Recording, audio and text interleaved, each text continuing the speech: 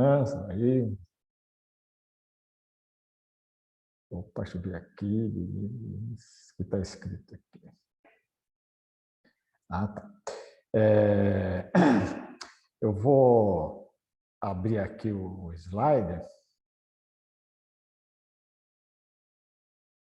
Isso.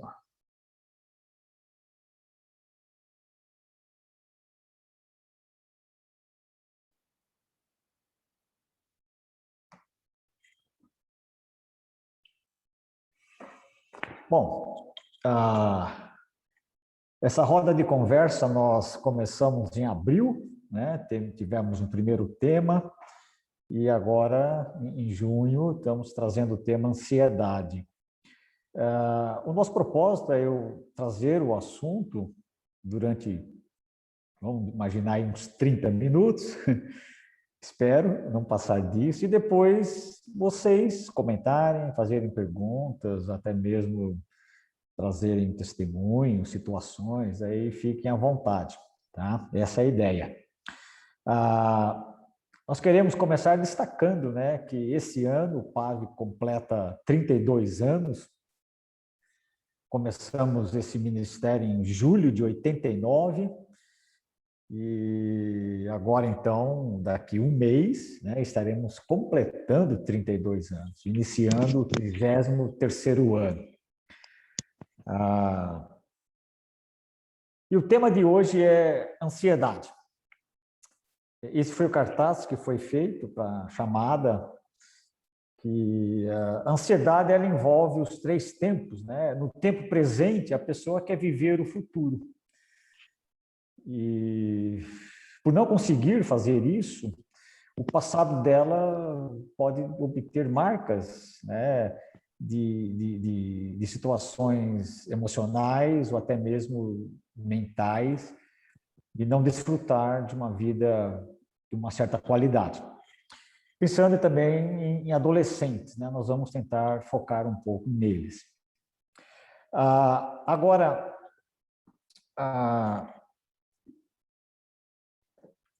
ao pensar em ansiedade, nós temos que sempre ter em mente que junto com ela vem outros 2 nenezinhos, né? São trigêmeos. Tá?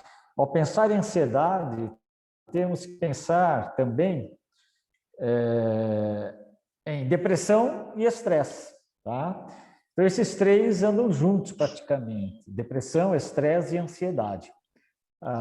Só como assim uma ilustração, depressão é a ideia da bexiga murcha, né?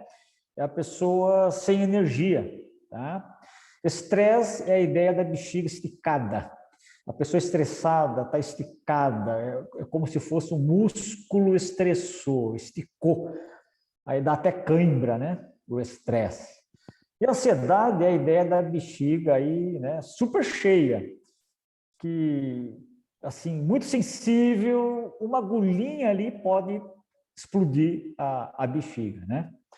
Então, ao pensar em ansiedade, lembre desses irmãozinhos que geralmente estão junto com ela. Bom, o que é a tal da ansiedade, né? Vamos tentar definir, tá? A palavra ansiedade, ela é um estado emocional que faz parte do ser humano.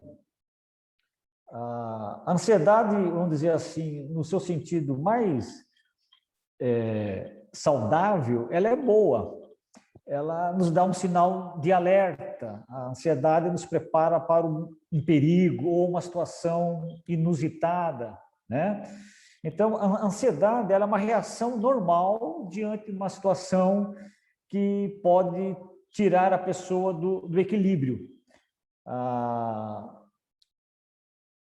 Então, quando você vai para um lugar que você não conhece, ou então você entra numa floresta, por exemplo, um caminho desconhecido, você fica ansioso, né? Porque você não conhece o local, pode ter bichos, buracos, escorpiões, então você fica em sinal de alerta, o seu corpo já se prepara para alguma coisa, então é normal a ansiedade, né?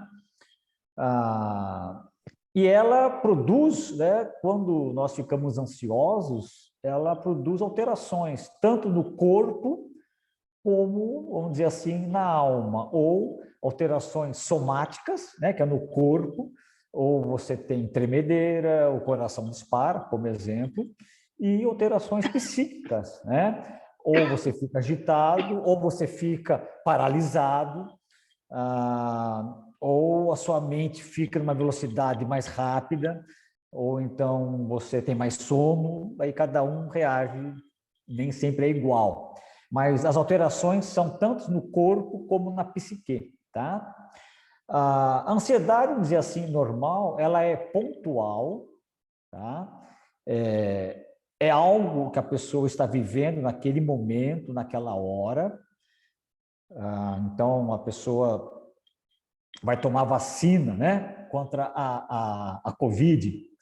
De repente, chegou a sua idade, aí você fica ansiosa, ansioso, né? Ah, tá chegando meu dia. Então, eu estou com 59 anos, moro aqui em Sorocaba. O Dória prometeu para a partir de amanhã, né? Mas, pelo jeito aqui, não vai acontecer, não. Talvez só semana que vem aqui. Então, é algo pontual, você fica ansioso, você vai em busca de informações, né? É algo circunstancial, você ter essa certa ansiedade. É uma reação diante de um fato novo, tá? Até aí é normal, não há problema nenhum ficar ansioso. E tem a ver com a personalidade também, personal.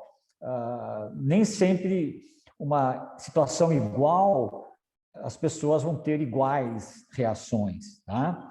Outros ficam tranquilos com relação à vacina da Covid, de repente, é hoje para eu ir? Nem estava esperando, né? Enquanto outros estão contando as horas, tá? Muito bem, essa é a ideia da ansiedade, assim dizer, saudável. Agora, o ponto que nós queremos destacar é quando a ansiedade. Deixa eu ver se eu consigo mudar o slide aqui. Ela sai do normal, né, e vai para o patológico, tá? Ela vai para algo, vamos dizer, transtorno, algo mais doentio. E o que é que, como é que eu sei que a ansiedade saiu do normal, né? É quando você pode medir pela intensidade. Há muita ansiedade, tá? É intenso, a pessoa fica bem alterada, então já está um pouco fora do normal. Ela acontece, vamos dizer, diariamente, né? Não é de vez em quando. Então, a frequência é uma maneira de medir se essa ansiedade está fora de uma certa normalidade. A duração, nossa, a pessoa ficou 2 horas ali ansiosa, paralisada, não queria falar com ninguém, se trancou no quarto, ou ficou o dia inteiro trancado. Então, a duração da ansiedade é uma maneira de você perceber se está fora do normal, tá? A repercussão psicossomática, ou seja, o que alterou na pessoa, tanto fisicamente, ela teve vômitos, ela teve enjoo, ela ficou dormindo o dia todo, ela só falava em morte, ou ficou morrendo de medo, parece que ela dizendo que o mundo ia acabar. Então, essas reações, essas repercussões, são sinais também de que está fora do normal. O quanto essa ameaça que a pessoa tem, que a ansiedade significa algo está me ameaçando, né? E o quanto de recursos ela tem para enfrentar isso. Geralmente, o normal, a pessoa tem algum recurso, tá? Um recurso mental, de se acalmar, tá? De pensar de uma maneira um pouco mais com os pés no chão. Mas quando a pessoa está fora do normal, ela não encontra recursos, ela é dominada por essas ameaças. E aí vem sofrimento e prejuízo na vida, né? Porque a pessoa, de repente, até falta do trabalho, ou então o aluno não quer ir na escola, o adolescente não quer ir mais na igreja, não quer mais se encontrar com ninguém, quer ficar isolado. Então, há prejuízos. Isso é sinal, então, que não é normal. Muito bem. Ainda nesse primeiro ponto, né?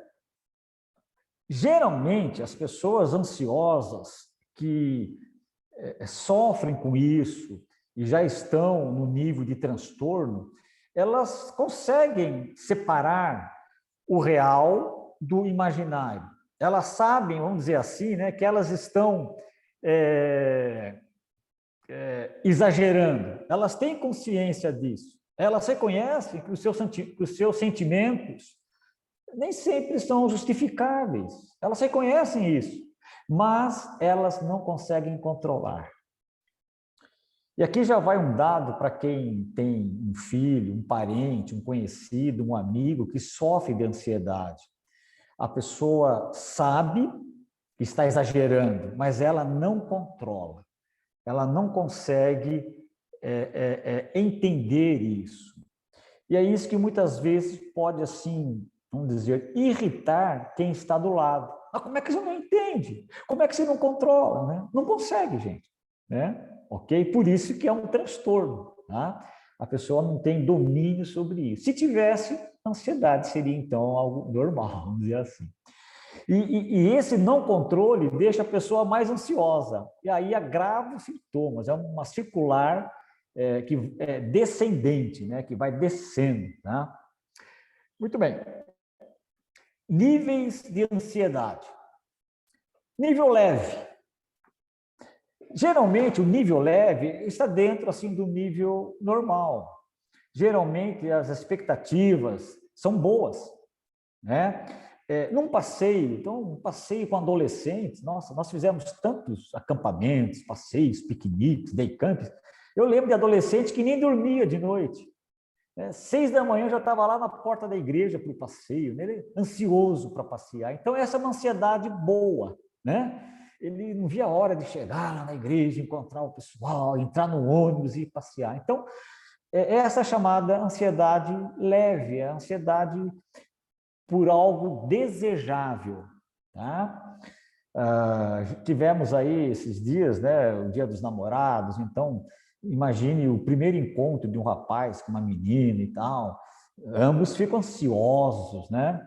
É uma ansiedade boa, né? Uma expectativa, o que vai acontecer, né? Será que vai dar certo, não vai? Então, ok? É a leve, é algo pontual, circunstancial, é daquele momento. Tá? Mexe com o corpo, né? No caso, o exemplo que eu dei, o adolescente nem dormiu, né? Teve insônia por causa do passeio, e mexe com as suas emoções. Né? O exemplo que aparece aí no slide, né? Um passeio, a fila na montanha-russa, né? Quem vai em parque de diversão, é aquela ansiedade, você na fila, aguardando chegar a sua vez, né? Você escuta o barulho das pessoas gritando, o carrinho lá se movimentando, aí você fica ansioso, de repente você começa a transpirar, sudorese, aí você quer ir no banheiro, ou está com sede. Veja como altera o corpo, né? O coração começa a bater mais rápido. Olha só quantas coisas acontecendo por essa expectativa, ok? Agora, tem o nível moderado, que são expectativas que vêm dúvidas e medos, né?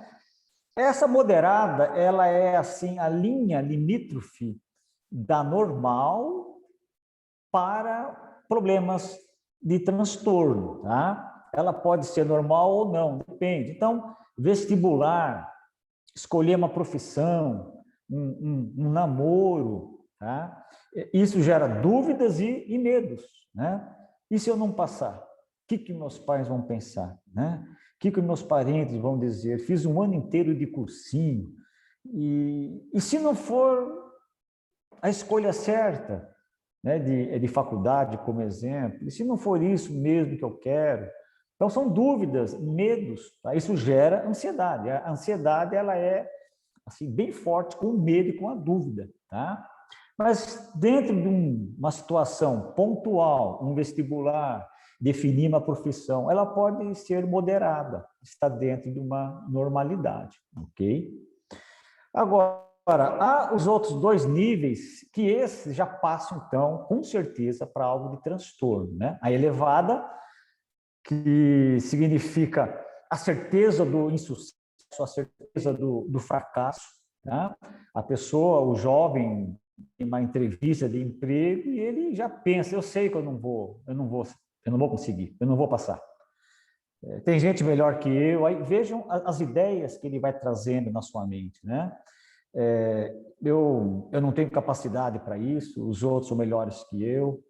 Então, ele, na sua mente, ele já sabe que perdeu o emprego, né? Então, essa certeza, entre aspas, demonstra, então, essa ansiedade elevada.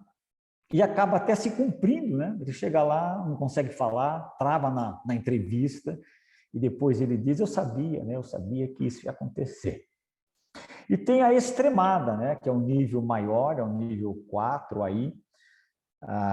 Essa é uma ansiedade que vem carregada de traumas sofridos, geralmente na infância ou na própria adolescência, tá? Violência sexual, abuso e outros tipos de violência, violência emocional, familiar, ou até mesmo escolar, ou uma situação vivida que traumatizou a pessoa. E esse trauma, a pessoa é como se fosse assim, o centro das decisões dela é tomado em cima desse trauma. Todas as suas decisões, as suas escolhas é com base nesse trauma. Por isso, então, que torna-se extremada. Então, esses são os níveis, né? Muito bem. Alguns sintomas físicos. Roer unhas. Pessoas que roem unhas, olha lá, é ansiedade, tá? Está tão ansiosa que está se comendo já, né? Pessoas balançando braços, pernas. Conhece gente assim? Né? Talvez agora aqui, durante a minha fala, deve ter gente aí balançando a perna e se cutucando aí, talvez com uma certa ansiedade. Ou está com frio, né? Não sei. Enjoos, vômitos, tontura, sensação de desmaio, né? Irritabilidade, insônia, dor no peito, palpitação, coração dispara, né? Dificuldade de respirar, dor de barriga. Olha só que interessante a ansiedade, né? Traz dor de barriga, pode trazer diarreia, tensão nas costas, dores musculares. Então, esses são alguns exemplos de alguns sintomas físicos da ansiedade. Tá? Agora, há outras, vamos dizer, outros dificuldades sem ser ansiedade que também têm esses mesmos sintomas, tá? Mas a ansiedade com certeza traz esses. Sintomas também psicológicos, né? Que mexe com a mente, com a alma, com os sentimentos, com as emoções, que é transferido para comportamentos. Então, a compulsão alimentar, né? Pessoas que ansiosas vão para a geladeira, não tem jeito, ou para o fogão, né? Vão para o tapoeira ali, abre o potinho, abre o que tiver para comer, vai comendo. É ansiedade, né? Não sei quantos participaram comigo dos pavões que nós fizemos, né? Aqueles encontros com adolescentes e tal. Assim, eu, particularmente, a minha ansiedade, ela me leva a não comer. Então, no pavão, eu tinha uma boa dose de ansiedade pontual, era aquele momento, né? Ali, 800, 1.000 adolescentes, 30, 40 igrejas presentes e tal. Na hora do almoço, eu não almoçava. Assim, eu não conseguia. Eu tinha que estar focado, concentrado, que para mim o almoço seria relaxar.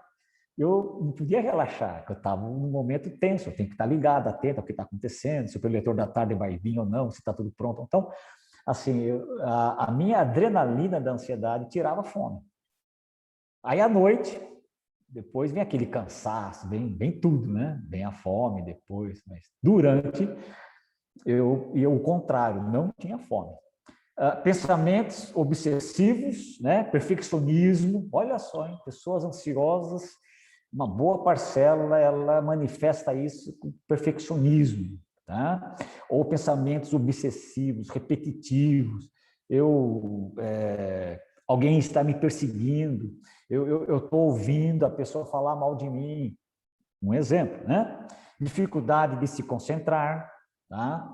De encarar a realidade, a pessoa fantasia muito, não consegue realizar trabalhos, tarefas, seja escolares, seja em casa, seja no trabalho, tem muita dificuldade, então vai adiando, amanhã eu faço, amanhã eu faço. De repente, algumas esposas, meu marido então deve ser ansioso, porque o varal está quebrado há um mês, ele falou que amanhã ele ia arrumar, nunca arruma. Mas aí é outra coisa, não é ansiedade. Tá? Mas o ansioso, geralmente, ele vai postergando, tá? Preocupação excessiva com o futuro, né? O amanhã, a semana que vem, o mês que vem. E meus filhos, o que será deles? O que será? Assim, uma preocupação excessiva, ansiedade, tá?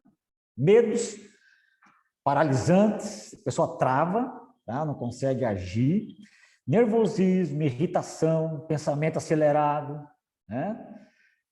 E o medo assim irracional, né? Descabido, assim, desproporcional ao ambiente, ao que está acontecendo. Tá?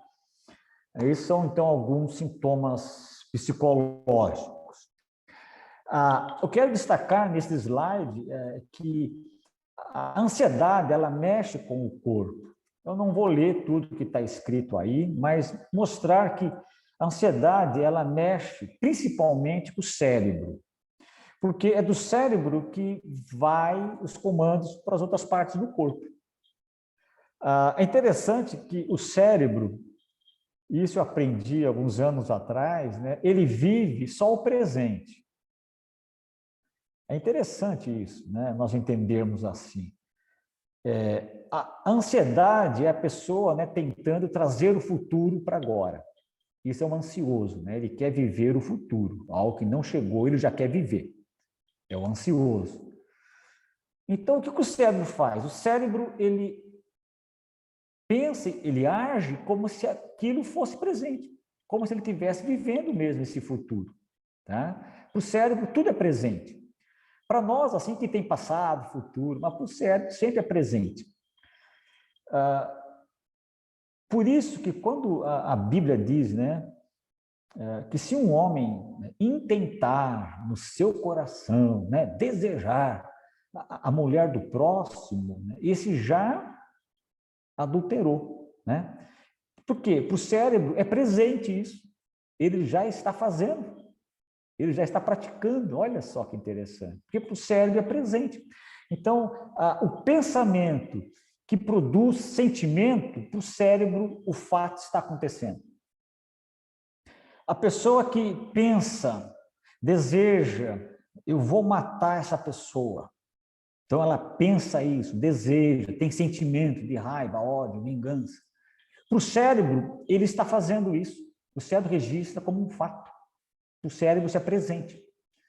Por isso que a palavra diz, né, aquele que só o fato de desejar a morte já está matando, vamos dizer assim. Né? É muito interessante. Então, a ansiedade mexe com o corpo e isso pode produzir sequelas assim, para o resto da vida.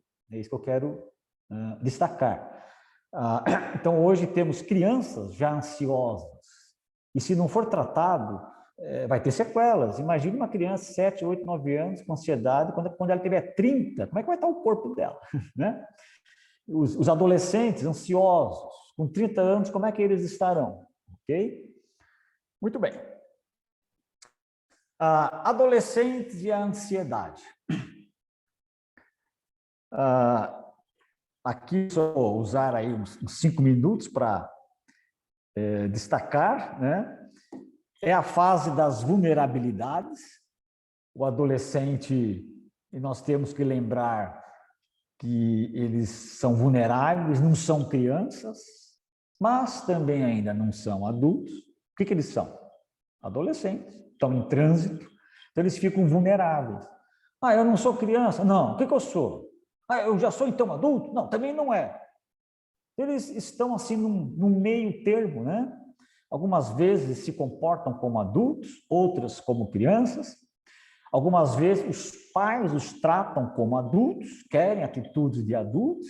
Outras vezes os pais, quando eles querem ser adultos, os pais falam, não, você ainda é criança. Então, veja, até os pais não sabem, muitas vezes, definir o filho, né? E isso, então, traz ansiedade, essa falta de definição de que eu sou. É a fase dos exageros, nós temos que lembrar disso, o adolescente exagera, como falamos, né, fazem uma tempestade num copo d'água. Temos que lembrar que num copo d'água, isso é para nós, adultos, né, que já vivemos essa fase e já passamos. Agora, para eles, não é num copo d'água, não. A tempestade é em alto mar. Mas você sabe que há um exagero, né? Um amor não correspondido, uma primeira paixão não correspondida. Então, sem ele eu não vivo, sem ela a minha vida não tem sentido, né? Veja, exagera. Mas ele está vivendo isso, porque é um sentimento novo, então exagera. Os adolescentes geralmente exageram, e isso produz ansiedade. Inconstância, o adolescente é inconstante, até por estar nessa fase, né? Ele está descobrindo coisas, tendo um pouco mais de liberdade na sua autonomia, né? Andando um pouco mais sozinho, e ele acha que sabe, depois vê que não sabe, acha que quer, depois não quer, ele acha que está decidido e depois, não, eu não decidi. A inconstância, tá? Isso produz ansiedade também. Insegurança, o adolescente ele traz uma aparente segurança, mas lá no fundo são inseguros, não é à toa que um depende do outro, né? Quem quer fazer tal reunião? Aí um olha para o outro, você quer. É difícil um adolescente falar, eu quero, assim, por conta própria, né? Eles dependem do grupo, do que o outro vai dizer, se o outro também quer, então vamos, né? É a insegurança. Identidade, estou na fase das identidades, quem sou eu? Não sou mais criança, não sou adulto, eu sou filho de fulano, filha de ciclana, mas mais que filho, eu quero ser eu, ter uma identidade própria, né? Pensando em igreja, ele é o filho do presbítero, né? Ele é conhecido como filho do presbítero, filho do pastor, filho, né? Filho do diácono. Mas agora ele quer ser ele, não filho do diácono, ele quer ser o João, o Pedro, o Felipe, o André, a Maria, a Valéria, né? E é a fase da individuação, indivíduo em ação. Isso traz ansiedade, eles tomarem as suas decisões por conta própria e, logicamente, as suas consequências, né? Isso traz ansiedade também. Ao pensar em adolescente, nós temos que pensar, então, no momento que eles estão vivendo, qual é o comportamento que eles estão trazendo, se esse comportamento traz exagero e qual é a queixa. Com essas 4 palavrinhas, nós conseguimos aí mensurar como é que eles estão com a ansiedade, tá? Muito bem. O adolescente, eu vejo assim, pelo menos 7 grupos de ansiedade no adolescente. O primeiro é o grupo corporal, ansiedade do corpo, né? O corpo está se desenvolvendo, crescendo, e aí tem as comparações, o amigo lá já tem 1,80 m e ele continua com 1,5 m, né? A amiga, a menina lá já está com um corpo todo de mulher, feito, né? E ela ainda uma menina, né? Então, eles se comparam, a sociedade traz padrões corporais de beleza, de apresentação, né? E isso gera ansiedade, tá? Então, temos que estar atento a isso. O adolescente, por exemplo, quando a gente faz acampamentos, passeios, né? Ou fazíamos, né? Por causa da pandemia aí parou tudo, mas, nossa, na hora de ir para a piscina, tem adolescente que tem vergonha de mostrar o corpo, né? Outros não têm vergonha nenhuma, né? Querem mostrar todo o corpo, mas gera ansiedade, né? Porque vão rir de mim, vão achar que eu sou feio, que eu sou feia, meu corpo não é legal, então gera ansiedade, né? Aí nós temos, né, aquelas questões de bulimia, anorexia, né? Por causa dessa questão corporal, né? o adolescente querer o corpo perfeito. Eu já ouvi de menina de 15 anos pedindo para os pais de presente, de aniversário de 15 anos, silicone nos seios, né? Olha só, é a ansiedade corporal. Ansiedade, em segundo lugar, sexual, a questão de relacionamento sexual, a pressão, né? A cobrança para se envolver sexualmente, a questão da virgindade, você ainda é virgem, nossa, você já tem 12 anos e ainda é virgem, né? Ou você tem 15 e ainda é, nossa, 18, então você tem algum problema, como que você não transou ainda? Então essa cobrança da sexualidade gera ansiedade. Ansiedade laboral, que seria, e aí, meu filho, já definiu o que você quer fazer da vida? E aí, minha filha, né? Já definiu sua profissão, o que você está pensando? Então, essa cobrança que, em certo sentido, acontece, mas é importante estarmos atentos a como cobramos isso, como devemos abordar esse assunto com eles, vai gerar mais ansiedade, né? Essa cobrança em cima deles. Antigamente, diziam que só tinha 3 profissões, né? Era, vamos dizer, medicina, engenharia e direito. Hoje tem 500, vamos dizer assim. Então, a decisão deles com 17, 18 anos não é fácil. Há muita possibilidade, né? Então, nós temos, talvez, não apertar tanto eles nisso. Então, filho, ó, você vai fazer a faculdade e tal, pretende? Ok, filho. Se não for essa, tudo bem, vai prestar outro ano que vem. Então, eles têm direito a errar, porque é muito cedo, 18 anos, definir algo para a vida toda, né? Alguns conseguem, tem adolescentes, eu conheço meninos com 10, 12 anos, já sabem o que querem, né? Mas a maioria, então, enfrenta essa ansiedade. Ansiedade social é um quarto grupo que gera ansiedade, a questão, as cobranças sociais de comportamento, seja na escola, seja na igreja. Os grupos sociais, né, trazem padrão, trazem posturas, trazem uma régua, e se você não estiver dentro, né, dessa medida, dessa régua, você então é marginalizado. Então, isso gera ansiedade, estar enquadrado, né, estar dentro dessas regras sociais.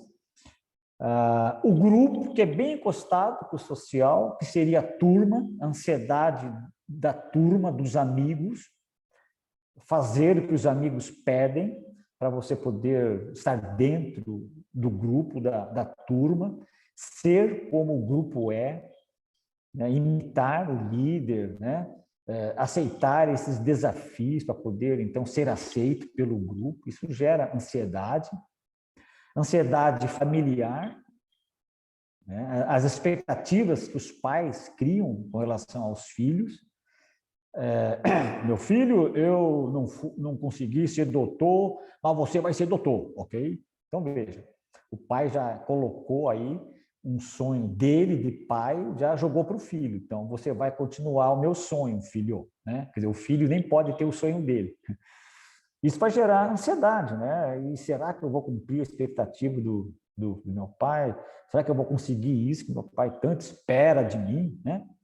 Isso é só um exemplo, mas tem exemplos de comportamento. Filho, você tem que se comportar dessa maneira, porque o seu pai aqui é presbítero, a sua mãe é líder aqui das irmãs, então você tem que ser perfeito, tem que ser santo. Então, essa expectativa familiar em torno do filho, da filha, de serem modelos, exemplos, né? Vai gerar ansiedade. Muita ansiedade. E lá na frente pode desandar tudo, como dizem, né? Espanar. Apertou demais. E temos também, então, agora, né, a ansiedade digital, que é as viralizações, as curtidas, né? Seja no Instagram e TikTok. Facebook, parece que os jovens não gostam mais, né? Ficou para idosos, como nós, assim, o Facebook. Agora é Instagram, TikTok, alguma coisa assim. Eu que tenho que ficar me atualizando, senão eu perco o bonde aí, né? Mas a ansiedade digital, né? O adolescente posta alguma coisa lá e fica esperando quantas pessoas vão fazer positivo, vão visualizar, vão gostar, e ele fica ansioso e frustrado quando não tem aquele número esperado, alguma coisa assim, né? Essa é a ansiedade nova que está chegando, é a digital. Muito bem. Tipos de ansiedades no sentido patológicas, tá? Transtornos de ansiedade. A primeira é o transtorno de pânico, é aquele medo agudo, é um medo que leva a pessoa a se trancar no quarto, né? Que de uns anos para cá tem sido bastante falado na mídia, né? A síndrome do pânico. É medo de morrer, medo de acidente, então a pessoa se recolhe, é como uma tartaruga que entra no seu casulo e não sai mais, né? É o transtorno de pânico. A palavra-chave aí é medo excessivo, tá? Tem um outro transtorno que é a agorafobia.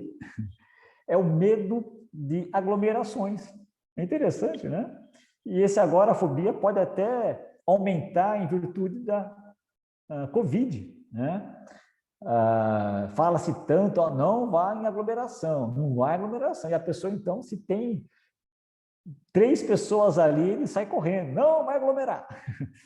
É agorafobia, a pessoa se sente sufocada diante de muitas pessoas. Transtorno de fobia específica, o que é isso? É quando as pessoas têm medos, e medos assim, irracionais, por exemplo, elevador. Entrar dentro do elevador, a pessoa não entra, desmaia, ela não está brincando, né? Não é mimimi, não é frescura, ela não consegue entrar num elevador, ela sobe de escada 15 andares, mas não entra em elevador, não viaja de avião. Vai lá para Manaus 3 dias de ônibus, mas não vai de avião, né? É medo específico, tá? Então, de objetos, então, tem medo de cachorro. Mas ele é aquele cachorrinho de 10 centímetros, assim, é quase um ratinho, a pessoa morre de medo, tá? Fica assim transtornada de ver o bichinho ali, ela não sabe o que fazer. Então, são fobias, transtornos de ansiedade específica, tá? Tem também, então, a ansiedade social, por exemplo, né, falar em público. Nossa, quando nós tínhamos aula presencial, né, Paula? Assim, o aluno, de repente, não conseguia falar lá na aula. Tinha que, talvez, apresentar algum trabalho que nós dávamos em aula. Muitos alunos ficam nervosos, ansiosos, travam, não conseguem, né? Agora, quem está acostumado com igreja, essa é uma vantagem, né? Desde a escola bíblica dominical, a criança ela vai aprendendo a falar em público, né? A se expor. Então, isso ajuda muito a igreja a vencer. Se alguém tem esse tipo de fobia, a pessoa geralmente consegue, né? Quando alguém vai orar, está orando em público, ela vai aprendendo a vencer esses medos, né? Aí tem, né, o transtorno obsessivo compulsivo, que é a pessoa bem já ansiosa no sentido de transtorno mesmo, patológico, perseguição, agressão, se sente agredida, se sente perseguida, tá? E isso leva, então, ao quê? Ao recolhimento, né? A ficar dentro de casa e se proteger, porque a ameaça é toda hora. E o estresse pós-traumático, né? Quando há abuso, há muita violência, isso gera a ansiedade. E a última é a ansiedade generalizada. É aquele medo, aquela preocupação excessiva. Essa última, vamos dizer, é a que mais os adolescentes enfrentam, tá? É essa última. Os que estão com transtornos, é a preocupação excessiva. É o adolescente que tem medo em várias situações da vida, não só em uma, mas em várias, ou se não, em todas. Tá? É o medo. Medo de ir para a escola, é o medo de fazer prova, é o medo, então, de ir na igreja, o pastor pedir para ir lá em cima ler um texto da Bíblia, é o medo, abra lá em Gênesis, capítulo 1 e leia, ele tem medo em várias situações, tá? essa preocupação com o que vai ser o amanhã, com o seu futuro, preocupação com a família, e se meu pai morrer, e se minha mãe morrer, e se o meu irmão morrer. Então, preocupações excessivas, tá? Medos exagerados. Então, isso trava a vida do adolescente. Geralmente, a ansiedade ela vem acompanhada com outros transtornos mentais, que hoje está na moda falar de comorbidade. Tá? Por exemplo, geralmente a ansiedade ela vem junto com a depressão. Né? A depressão gera ansiedade ou a ansiedade pode gerar depressão. Ou seja, boa parcela, a ansiedade não está sozinha. Por isso que logo no início eu falei dos trigêmeos, ok? Muito bem. Tratando a ansiedade. Primeiro, para aqueles que estão no nível leve, né? Que estão ali normal, mas se percebe que a coisa está aumentando. Então, respiração é a parte fisiológica. Respire profundamente, solte o ar, respira. Essa oxigenação aí ajuda a acalmar a pessoa, viu? Não é algo mágico, não é mantra, nada disso. Ajuda a pessoa a estabilizar. Então, respira fundo, solta todo esse ar, respira de novo, isso ajuda. Aí, então, você vai conversar com essa pessoa para identificar os pensamentos, né? Conta-me, o que é que você está pensando? Quais são os pensamentos que vêm vindo aí na sua cabeça? Ou a própria pessoa, se está sozinha, ela pode fazer esse exercício dela mesma identificar quais os pensamentos que eu estou tendo aí que estão me deixando ansioso, né? Uma terceira ajuda, tratamento no nível leve é ajudar essa pessoa a ser mais flexível com ela mesma. O ansioso, geralmente, ele é rígido com ele mesmo. É aquela ideia do perfeccionismo, né? Essa rigidez, que tem que ser certinho, tem que fazer tudo nos mínimos detalhes, tá? Não aceita errar, não aceita se enganar, tropeçar, né? Então, essas plaquinhas aí levantadas nesse slide, nessa ilustração, eu acho que é muito interessante. Tudo bem ficar um pouco ansioso, faz parte da vida ficar ansioso, não se recrimine por causa disso, né? Não se condene ficar ansioso. Olha, não dá para controlar tudo. Então, ajudar a pessoa a ser mais flexível com ela mesma. E essa segunda plaquinha aí que aparece, a do meio, nessa ilustração, assim, para mim é um dos pontos principais do que eu quero falar hoje, ou do que eu estou falando hoje. Controle. A pessoa ansiosa, ela acredita que pode controlar as coisas. Ela quer ter o controle de tudo, até do futuro. E isso é impossível, mas ela acha que pode. Ela quer controlar o amanhã, por isso que ela não dorme. Está preocupada com o amanhã, porque ela acha que pode controlar, né? Ela não descansa, não sossega.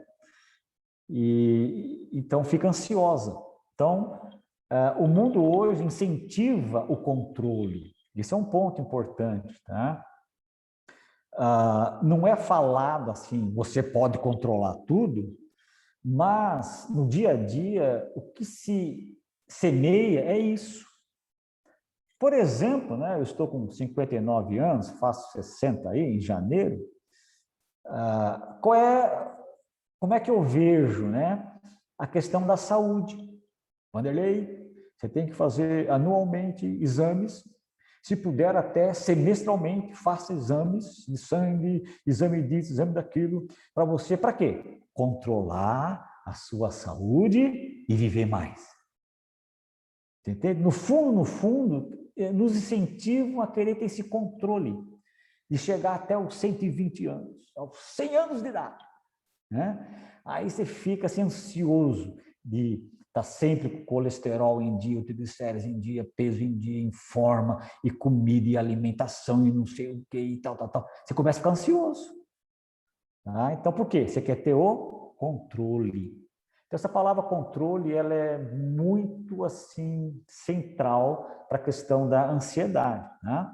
O adolescente quer ter o controle sobre a sua turma, os seus amigos, sobre o seu Instagram, sobre o que ele coloca.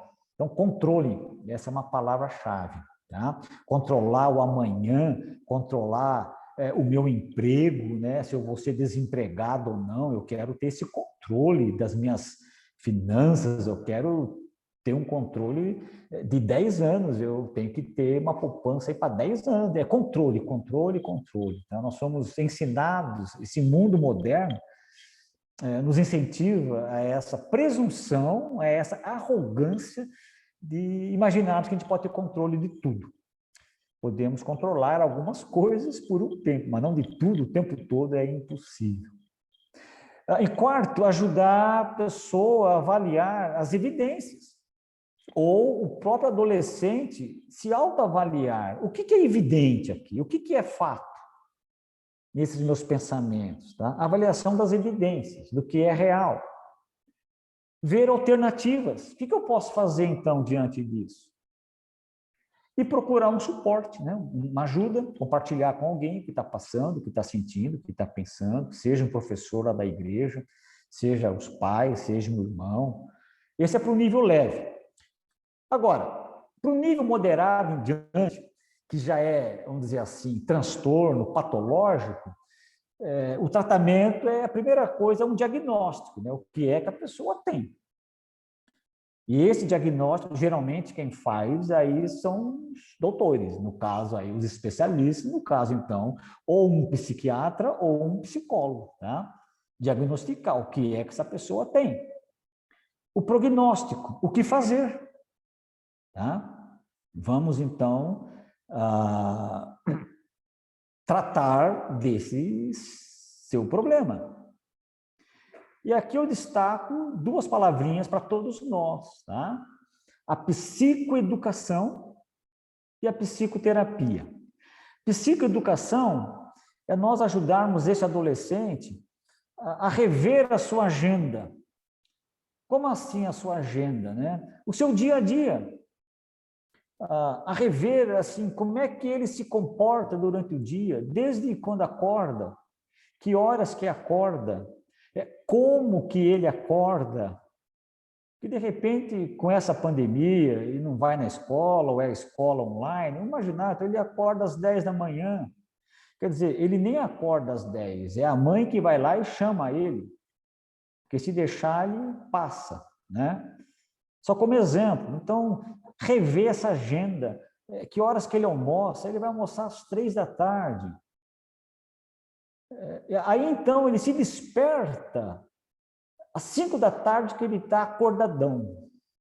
E aí ele vai dormir às 2 da manhã, porque ele está ligadaço, né? Aí fica na internet e não consegue dormir, e aí come tranqueira. Então, veja, você tem que rever essa agenda, esse dia a dia. E essa renovação de agenda vai trazer novas vivências. Em outras palavras, a ansiedade, quando ela é patológica, o dia a dia já está assim conformado com a ansiedade. O dia a dia vive em torno da ansiedade. Então tem que quebrar esse dia a dia, trazer novos dias, novas maneiras de ser durante esse dia. Por exemplo, acordar, um exemplo assim, né? Às 7 da manhã, você vai ter que aprender a acordar às 7. Acorda, vai lá para o banheiro e toma um banho.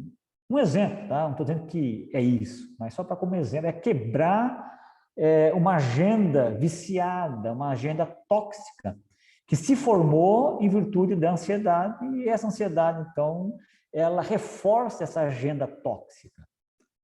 Então, uma nova agenda. Aí ele terá novas vivências. Para quê? Para que a sua memória, o seu cérebro comece a ter novas experiências, para quebrar essa sequência desse vício dessas vivências patológicas. E a psicoterapia, né? Que isso, tanto um terapeuta profissional com certeza pode ajudar, mas você também pode ajudar, você pai, mãe, professor lá da escola bíblica, líder de adolescente, né? Ajudar o filho, a filha ou o adolescente a rever suas crenças.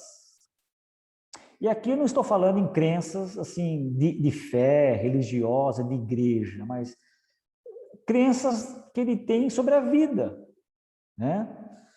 Então ele tem crenças, ele cresceu com crenças, ou ele criou crenças que levam à ansiedade. Por exemplo, é aquele que tem a crença de que se eu falhar, eu não vou ser amado. Eu tenho que ser perfeito para ser amado. Eu tenho que fazer tudo o que meus pais querem para eu ser amado, amada por eles. É uma crença que o jovem, por exemplo, pode ter. Então, é rever com eles essa crença. É porque é impossível você ser perfeito. Então, aí ele chega nessa ansiedade. Poxa, já que eu não sou perfeito, então eu não sou amado. Porque ele crê que para ser amado tem que ser perfeito. Vamos rever essas crenças, né? Até mesmo crenças de fé imaturas. Olha, se você confiar em Deus, vai dar tudo certo na sua vida. E nós falamos isso, hein? O que é tudo certo do ponto de vista de Deus? A primeira geração de cristãos confiaram tanto no Senhor que deu tudo certo. Foram lá para a arena de Roma serem devorados pelos leões. Deu certinho. Olha só. E diz o texto lá, a história, que eles cantavam hinos durante o massacre. Então, nós temos que rever assim, o que nós falamos de fé para os nossos adolescentes. Senão a ansiedade vem, então, se está dando errado na minha vida é porque eu não tenho fé suficiente. Aí gera ansiedade. Então, rever crenças, tá? Pensamentos e sentimentos renovados. É o que diz Romanos 12, né? Não vos conformeis com este século, não sintam, não pensam como o mundo pensa, como o mundo sente. Mas tenham a mente renovada, diz o texto, né? Pensamentos renovados. Então, temos que ajudar o adolescente a ter esses novos pensamentos, novos sentimentos. Um último exemplo disso, de crença, é a felicidade. Hoje é muito forte essa ideia, eu só sou feliz se eu for assim, ou se eu ser desta maneira. Então, a felicidade está muito vinculada ao ser, ou ao fazer, ou ao ter. E nós sabemos que na vida há momentos de felicidade, mas essa felicidade constante, não é assim a vida, né? A vida tem 4 estações, tem momentos de inverno, de tristezas, de pesares, de não tem flor, não tem fruto, mas tem verão, tem primavera, tem outono. Então, é ajudar o adolescente a rever suas crenças, seus valores. Em quarto lugar, né, é a medicação. Quando é transtorno já, quando é patológico, geralmente, a prescrição médica, remédios, medicamentos, podem ajudar esse adolescente a controlar, junto com a psicoeducação e a psicoterapia, ele ter uma melhora considerável. Para aqueles que estão ao redor do adolescente ansioso, né? Primeiro, nós pais, líderes adultos, que estamos próximos deles, precisamos nos desinformar e nos reinformarmos. Cuidado com as informações assim preconceituosas que nós temos, né? A nossa tendência ao ver uma pessoa ansiosa, no caso um adolescente, é achar que é frescura, que não é nada, que está exagerando. Então, é bom nós tirarmos essas informações e nos reinformarmos melhor, tá? Vamos aprender junto com eles. Vamos aprender junto. Filho, estou aqui com você, eu quero aprender junto com você como lidar com a ansiedade, né? Dar tempo, respeitar o tempo evolutivo desse processo de cura desse adolescente. É um processo, não é da noite para o dia, né? Não há uma pílulazinha que tomou Doril, a ansiedade sumiu, não é assim, é um tempo. Reconhecer os progressos, as melhoras, não vai melhorar tudo de uma vez, mas pontue aquilo que melhorou, ou seja, críticas construtivas. Crie um ambiente afetivo no lar, ou lá na sua classe de igreja com eles. Tá? Agora, não fuja da situação, né? Não ponha panos quentes, evitação, né? Evitar o confronto ou o problema, ou minimizar, não é nada, isso vai passar. E também não seja intrusão, né? De chegar lá e já querer dar uma receitinha, e é isso, faça isso e pronto, e vai gerar mais ansiedade ainda. Tá? E aí, então, Filipenses, né? Filipenses 4:6, olha lá. Não andeis ansiosos por coisa alguma. E aí eu fiz um estudo nesse texto há muito tempo atrás, hein? Em 86. Olha lá, em 86. Aí um adolescente falou assim na época, tem um cântico que fala assim, ansioso espero a sua volta, não é isso? Grande dia será, né? Um cântico antigo. Aí ele falou, então a gente não pode mais cantar esse cântico, porque a gente espera ansioso a volta do Senhor, né? Aí eu falei, olha, essa é a ansiedade boa, né? Positiva, aquela expectativa da volta, né? Mas ele questionou a ideia de não andar ansioso de coisa alguma, até pela volta do Senhor não pode estar ansioso, né? O adolescente ele é radical, né? Ele é muito literal algumas vezes, então muito interessante. Não andeis ansiosos. E aí Mateus, um texto aí longo, não vou ler, vocês conhecem, mas aquele texto que Jesus ensina, olhem os pássaros, olhem as flores, os lírios, Deus cuida, Deus alimenta e não vai cuidar de vocês?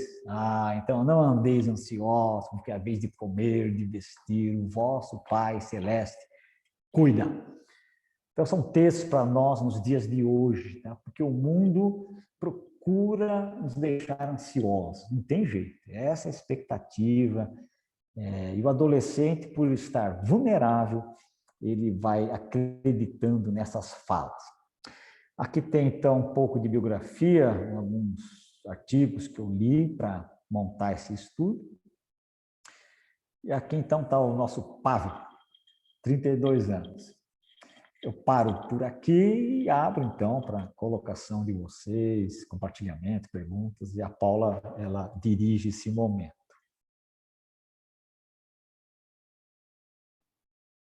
Ok, obrigada, pastor.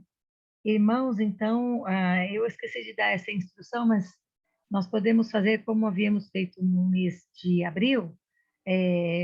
Foi bem esclarecedor, mas se há, por exemplo, assim, alguma colocação, alguma dúvida, né, que os irmãos queiram agora tirar, nós temos um pouco de tempo ainda, já são 8h42, né? Então, mas assim, se vocês desejarem, podem escrever no chat e a gente passa essa pergunta para ter um esclarecimento, né? Então, fica aberto, vocês podem colocar e o pastor está à disposição aqui. Eu acho que a gente pode ficar até às 9 horas, então a gente tem 18 minutinhos aí, dá para aproveitar caso vocês necessitem, não é? De fazer algum tipo de pergunta, tá bom?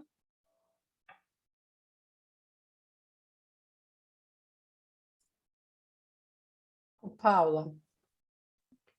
Esses slides nós gravamos até agora, então vocês vão ter isso direto lá no nosso site do Facebook, né? Aliás, no Facebook, na página do PAV e no canal dos ex-alunos eu vou colocar também. Aí, se você foi convidado por algum aluno, ele repassa para você. Você cobra deles porque eles vão ter a gravação para poder assistir depois, tá bom? Então, aí vocês vão ter todo o material, todos os slides estão na gravação. Ô, Paula. Sim. Eu queria fazer uma pergunta para o pastor Vanderlei. Pode fazer, eu só vou parar de gravar, tá bom? Para não ficar muito longo, né? Tá.